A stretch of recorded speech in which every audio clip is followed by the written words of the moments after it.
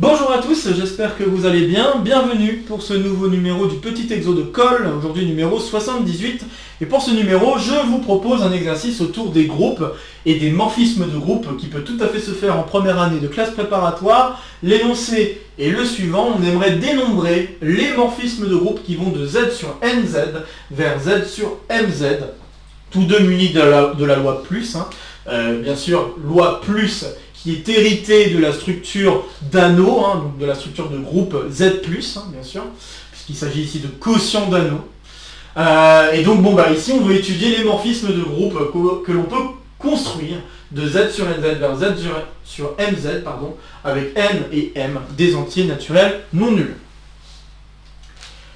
Bon voilà, donc c'est un exercice, je pense, assez intéressant à faire, si vous ne l'avez jamais fait auparavant, histoire de manipuler à la fois les questions des anneaux Z sur NZ et Z sur MZ, mais aussi la question de ce qu'est un morphisme de groupe.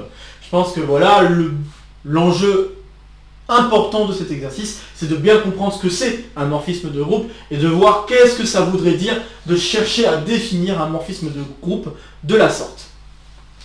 Bon voilà, sans trop vous divulgacher la résolution de cet exercice, je vous invite d'ores et déjà à faire une pause sur la vidéo pour essayer de résoudre cet exercice avant que je ne dise quoi que ce soit d'autre. Ok, j'espère que vous aurez essayé. Alors il y a un truc à laquelle je vais quand même faire assez attention. La congruence modulo n n'est pas la même que la congruence modulo m, et donc je vais me permettre d'introduire des notations qui mettent en avant la distinction des deux. Donc, si je prends K un élément dans Z, on va noter K bar la classe de congruence de K dans Z sur NZ et K tilde celle dans dans Z sur MZ. D'accord, petite distinction juste pour bien mettre en avant qu'on n'étudie pas les mêmes anneaux. Ceci peut se réexpliquer pour les niveaux supérieurs, ça peut se réexpliquer comme des projections canoniques de Z sur NZ et Z sur MZ respectivement.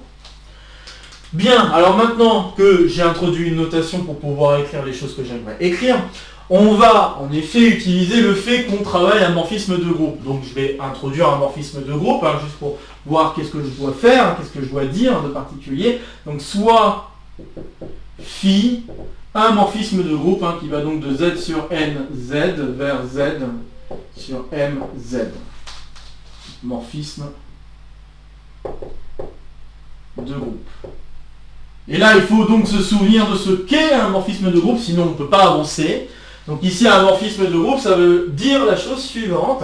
Si je prends K et L, deux éléments dans Z, et je vais utiliser les projections canoniques exprès, alors phi de K bar plus L bar, pour que ce soit un morphisme de groupe, il faut que ça colle avec la loi plus pour les deux groupes. Donc ça veut dire que je dois avoir phi de K bar plus phi de L bar.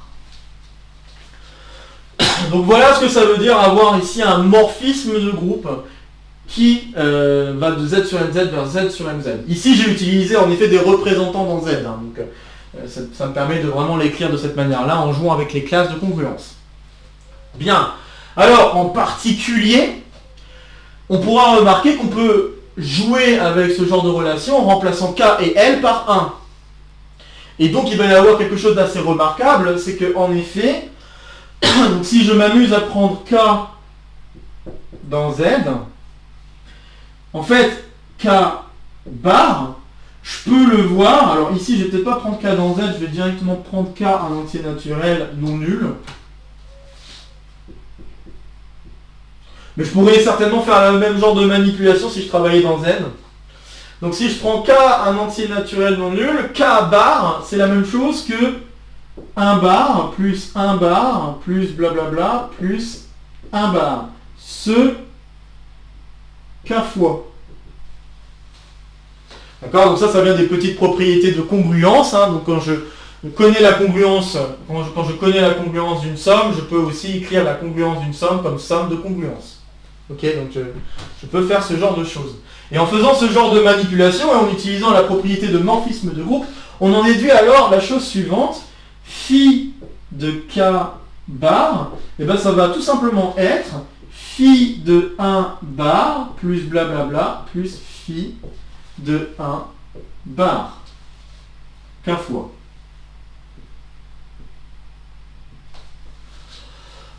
Et donc en particulier, hein, si je veux utiliser la congruence dans Z sur MZ, ce résultat c'est la même chose que K tilde fois phi de 1 bar.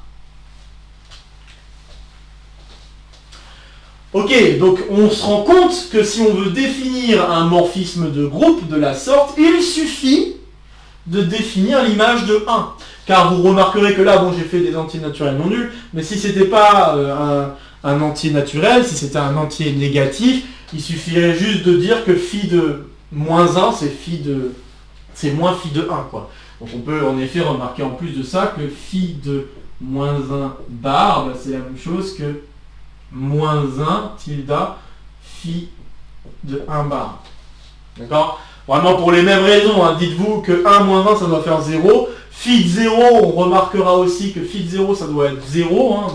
Phi de 0 bar c'est égal à 0 tilde. C'est pour ainsi dire une conséquence de la relation qu'on doit respecter, car on pourra remarquer que si je remplace ici par 0, K et L en même temps, on remarquera alors que 0 jouera, enfin phi de 0 bar doit jouer le rôle de l'élément neutre pour la loi plus. On peut s'amuser à vérifier que si je remplaçais juste K par 0 par exemple, ben on voit alors que phi de L bar doit être la même chose que phi de 0 bar plus phi de L bar. Donc c'est une conséquence hein, de ce résultat, le fait de dire que l'image de l'élément neutre pour Z sur NZ, c'est l'élément neutre dans Z sur MZ, ça vient de la définition de base de morphisme de groupe. Ok? Bon. Donc on a ça qui doit intervenir, donc bon, phi 0, on va pas pouvoir dire grand chose, mais là, ce qui est très important, c'est de remarquer que à partir du moment où on a défini phi de 1 bar, on a donc défini tout le morphisme. Très bien. Et il y a un autre truc important à laquelle il va falloir faire attention, c'est le fait que 1 bar est d'ordre n. Il n'est pas d'ordre m, il est d'ordre n. Donc en particulier,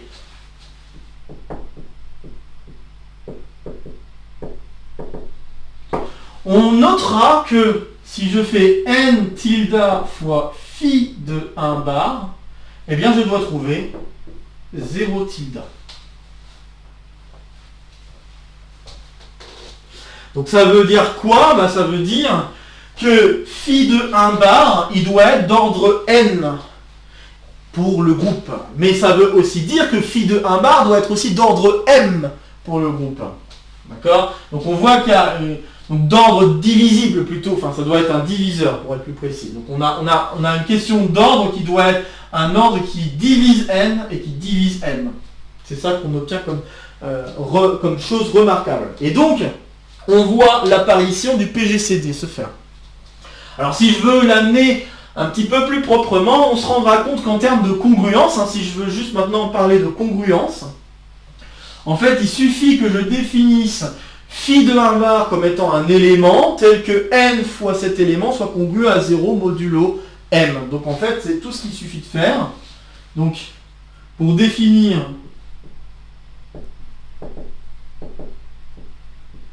phi, il suffit de poser phi de 1 bar comme étant un certain x tilde avec nx qui doit être congru à 0 modulo m.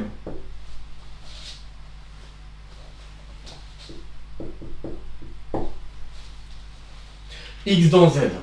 Donc il suffit de faire ça pour qu'on arrive à obtenir un morphisme qui va de z sur nz vers z sur mz. On peut s'amuser à vérifier que dans l'autre sens, donc là j'ai fait de l'analyse, on peut s'amuser à faire de la synthèse en remarquant qu'à partir du moment où j'ai les conditions qui sont écrites là, alors la relation que j'ai écrite ici est automatiquement vérifiée, on passe par les représentants dans z sur mz, donc elle va être automatiquement vérifiée, et en effet, ça permettra donc de décrire un morphisme complet qui va de z sur nz vers z sur mz.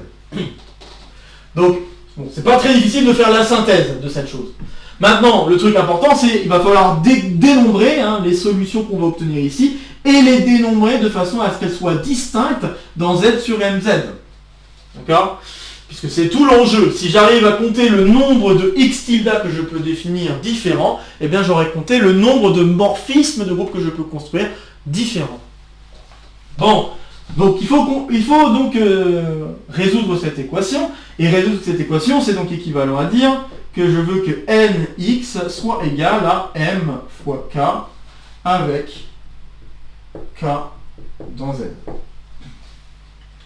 Alors je vais m'attarder sur un cas particulier. Supposons un instant que n et m sont premiers entre eux. Puisque comme vous l'aurez remarqué, je l'ai dit il y a quelques instants, n et m, avec ce problème, on voit que le PGCD de n et m va être de la partie. Donc ça peut être intéressant déjà de voir qu'est-ce qui se passe si ce PGCD vaut 1. Donc je vais faire ce cas particulier avant, puis après je vais faire le cas général. Donc si n et m sont premiers entre eux, on remarquera alors que n fois x est divisible par m. Si n fois x est divisible par m, et que n et m sont premiers entre eux, je peux utiliser une propriété de Gauss qui me dit automatiquement que x est divisible par m. Donc cela implique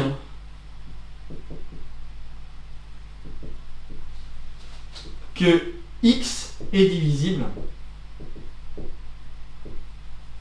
par m. Mais si x est divisible par m, en termes de représentant dans z sur mz, ça veut dire que son représentant est automatiquement nul.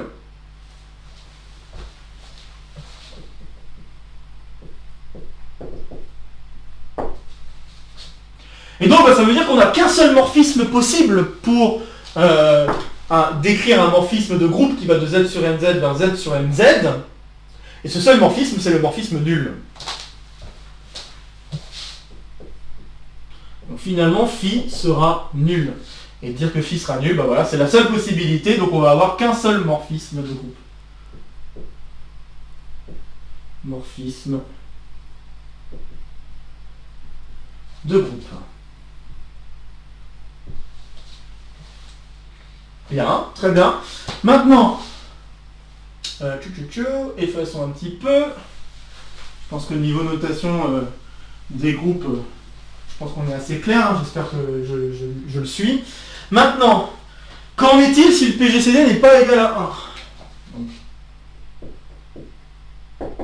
est égal à delta. Eh bien, je vais utiliser le genre d'outil qu'on fait habituellement quand on fait de l'arithmétique ici. Je vais dire que n, c'est donc égal à n' delta, m, c'est égal à m' delta, et je vais supposer que n' et m' sont premiers entre eux. C'est même pas une supposition, c'est une conséquence d'ailleurs. Donc voilà, je vais avoir ceci, et avoir le fait que m k est égal à nx peut se réécrire comme étant m'k égale n'x. Et là, je me retrouve dans le cas de figure que j'ai traité précédemment, c'est pas pour rien que j'ai donc traité ce cas-là avant. On se rend compte que n' et m' sont premiers entre eux, et alors ça va avoir pour conséquence que x doit être divisible par m'. Donc m' divise x. Très bien. Donc, là maintenant, j'aimerais compter donc le nombre de représentants que je peux avoir distincts dans z sur mz. Pour compter le nombre de représentants, il faut que je prenne alors un multiple de m', de façon à ce que ce multiple soit plus petit que m. Donc, il faut compter maintenant. Donc, je veux que x soit égal à m' fois p, avec, je veux que m' fois p soit comme ceci. Éventuellement égal à 0, mais surtout inférieur strict à m. Des deux côtés, on remarquera que je peux diviser par m', hein, même des trois côtés en fait, hein, donc, trois côtés c'est un peu bizarre, mais les trois parties de l'inégalité, je peux les diviser par m', et en divisant par m', je vais obtenir que P doit être une valeur comprise entre 0 et delta, delta étant le PGCD de N et M. Donc ça veut dire quoi? Ça veut dire que pour décrire un morphisme, il suffirait que je pose phi de 1 bar comme étant x tilde, où x se doit d'être un multiple de m' donné par un élément compris entre 0 et le PGCD de N et M. Ce qui permet alors de conclure que le nombre de morphismes que l'on peut avoir, morphismes de groupe que l'on peut avoir de z sur nz vers z sur mz, ça va être le PGCD de N et M. Ainsi, le nombre de morphismes de groupe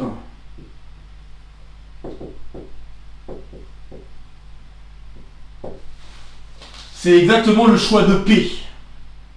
De z sur nz vers z sur mz, c'est égal au PGCD de N et M. Dans les deux cas, hein, au passage. Hein. Donc quand le PGCD vaut 1, on n'avait qu'un seul choix, hein, donc ça marche. Et quand le PGCD vaut delta, on trouve delta choix. Donc voilà, ceci permet de conclure l'exercice et de montrer alors qu'en effet le nombre de morphismes de groupe est exactement égal au PGCD de N et M. Une autre remarque, c'est que là on a réussi en allant un tout petit peu plus loin à décrire carrément à quoi ressemblent tous les morphismes de z sur nz vers z sur mz. Il suffit de prendre un multiple de m', ce qu'on peut appeler le cofacteur de m par rapport au PGCD de n et m. Il suffit donc de prendre le cofacteur du PGCD entre n et m dans m et de le multiplier par un élément qui doit être compris entre 0 et delta. Et en fait, on se rend compte que ce qu'on a fait là, c'est qu'on a compté donc le nombre d'éléments qui devait être d'un ordre qui est divisible à la fois par n et par m. Puisqu'ils sont tous d'ordre delta dans l'affaire. Si je prends un élément là-dedans, normalement on peut remarquer que tous les éléments sont d'ordre divisible par delta. Plus précisément, ils vont tous être d'ordre divisible par delta. Donc c'est ça qui permet donc de conclure la chose. Bien, bon voilà, je pense que j'ai terminé avec l'exercice. Je vais juste dire un petit mot supplémentaire. On pourrait se poser la question, parce que là je parle de morphisme de groupe, on pourrait se poser la question, puisque z sur nz, z sur nz vont hériter d'une structure d'anneau venant de z, avec la loi fois, on pourrait se poser la question, combien y a-t-il de morphismes d'anneaux qui vont de z sur nz vers z sur mz? Eh bien la réponse est un petit peu plus facile. Parce que pour pouvoir construire un morphisme d'anneau, cette fois-ci, non seulement l'image de 0 doit être 0, mais aussi l'image de 1 doit être 1. Et oui, parce que pour avoir un morphisme d'anneau, il faut aussi que la structure de multiplication soit respectée. Donc si on veut avoir une structure d'anneau respectée, il va falloir que l'image de 0 soit 0, l'image de 1 soit 1. Or, là, on vient de dire que pour construire un morphisme de groupe, il est d'ores et déjà suffisant de définir l'image de 1. Si je vous dis que l'image de 1, c'est 1, j'ai pas 36 000 choix, d'accord? Mais le problème, c'est qu'il faut que l'image, donc il faut que 1 soit aussi d'ordre divisible par n. Voyez-vous où je veux en venir? Donc, ce qui va donc se poser comme question, c'est est-ce que m est divisible par n ou quelque chose du genre? En tout cas, faudrait plutôt le dire dans l'autre sens, est-ce que n est divisible par m? Je pense que essentiellement c'est ça le problème qui va se poser. Est-ce que n est congruent à 0 modulo m? Essentiellement ça va être ça le problème. Si c'est pas le cas, on n'a pas de morphisme d'anneau. On ne peut pas construire de morphisme d'anneau. Si par contre, on pourrait me rétorquer oui que l'image de 1 c'est pas forcément, je serais pas tout à fait d'accord parce qu'on peut vraiment vérifier que l'image de 1 doit être vraiment envoyée vers 1 parce que c'est vrai qu'on pourrait se dire est-ce que le morphisme nul ici est un morphisme d'anneau. Et en termes de choses à vérifier pour le morphisme d'anneau, je pense que oui, le morphisme nul peut être vu comme un morphisme d'anneau.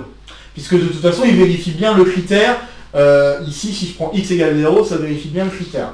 Donc, si je devrais juste être un petit peu plus précis par rapport à ce que j'ai dit. Donc, je le redis juste un peu mieux. Si je devais choisir un morphisme non nul d'anneau, voilà, pour être un peu plus clair. Donc, si je devais choisir un morphisme non nul d'anneau, il suffit que phi de 1, et on pourra se rendre compte que phi de 1 doit être envoyé vers 1. Voilà, là je me rattrape un petit peu, d'accord? Donc, si le morphisme d'anneau que je veux regarder est non nul, il faut que phi de 1 soit envoyé vers 1. Et ça, c'est tout simplement parce que phi de 1 doit être un élément neutre pour la loi fois. En tout cas, doit vérifier les propriétés d'éléments neutres. Encore une fois, juste en écrivant, donc pour avoir un morphisme d'anneau, il faut vraiment que phi de x bar y bar, ça doit être égal à phi de x bar fois phi de y bar. D'accord, c'est ça, avoir un morphisme d'anneau. Et si en particulier je prends x bar égale 1, donc 1 bar, si je prends ça, là on se rend compte que phi de 1 bar doit être un élément neutre pour la multiplication. Et si le morphisme phi n'est pas nul, on se rendra compte alors que il va falloir que phi de 1 bar soit envoyé vers 1. On n'a pas d'autre choix. On n'a pas d'autre choix si on veut avoir un morphisme d'anneau. Donc, c'est juste pour rattraper un peu le truc. Si par contre, il y avait tout le monde est envoyé vers 0, l'égalité est respectée. Donc c'est pour ça que je me rattrape un petit peu par rapport à ce que j'ai dit il y a quelques instants. Si le morphisme d'anneau est nul, ça marche. Je peux envoyer tout le monde vers 0, ça c'est un morphisme qui marche tout le temps. Par contre, si je veux que le morphisme soit non nul, on se rend compte que pour définir un morphisme, il faut définir l'image de 1. Il faut donc que l'image de 1, l'image de 1 doit être un élément neutre pour la loi fois, et doit être non nul, parce que s'il est nul, le morphisme est nul. Et donc un élément neutre pour la loi fois qui est non nul, donc c'est pas un élément absorbant, alors on va avoir ceci. J'espère que je vous perturbe pas trop avec ça, mais c'est vraiment si je dois être pointilleux sur les détails. Donc il y a bien le morphisme d'anneau nul qui apparaît tout le temps, et la question c'est est-ce que je peux avoir un morphisme non nul, et la réponse est, en fait il faut juste que je définisse un bar comme étant envoyé vers 1 tilde, et la question c'est est-ce que n est congru à 0 modulo m. Si tel est le cas, alors la définition que j'ai posée fonctionne, et dans ce cas-là on peut conclure. Donc on va avoir en fait un seul morphisme d'anneau et un seul morphisme d'anneau et un seul deux morphismes d'anneau devrais-je dire. Donc le morphisme d'anneau qui envoie tout le monde vers 0 et le morphisme d'anneau qui envoie 0 vers 0, 1 vers 1. À partir de là, paf, on a donc la construction du morphisme d'anneau. Si par contre n n'est pas congru à 0 modulo n, donc c'est-à-dire si m ne divise pas n, alors là, dans ce cas-là, il n'y a qu'un seul morphisme d'anneau qu'on pourrait construire, c'est le morphisme nul. Donc dans ce cas-là, on voit qu'il y a beaucoup plus de restrictions, et c'est plus ou moins ce à quoi on pouvait s'attendre, et ces restrictions amènent vraiment à très très peu de solutions. Bref, je pense que j'ai suffisamment discuté autour de cet exercice, donc voilà, je pense que c'était quand même assez intéressant de voir un peu à quoi ressemblent les morphismes de groupe. Je remercie une personne qui suit la chaîne, qui avait proposé cet exercice il y a un bon moment de ça pour la chaîne, et j'ai pas eu beaucoup de temps pour le faire avant. Là j'ai réussi à enfin trouver un peu de temps pour le faire, donc je suis très content de le faire, et je remercie la personne qui a proposé cet exercice encore une fois. Comme d'habitude, n'hésitez pas à laisser en commentaire vos questions, vos remarques, vos retours concernant cet exercice. Encore une fois, je vais me planter. Ici, c'est pour me soutenir. Ici, ça sera pour vous abonner. Encore une fois, n'oubliez pas d'activer la clochette pour avoir les dernières news de la chaîne. De nouvelles vidéos vont se proposer à vous pour continuer à faire le tour de la chaîne. Sur ce, je vous retrouve très vite pour de prochaines aventures mathématiques. Portez-vous bien et à très bientôt. Salut à tous!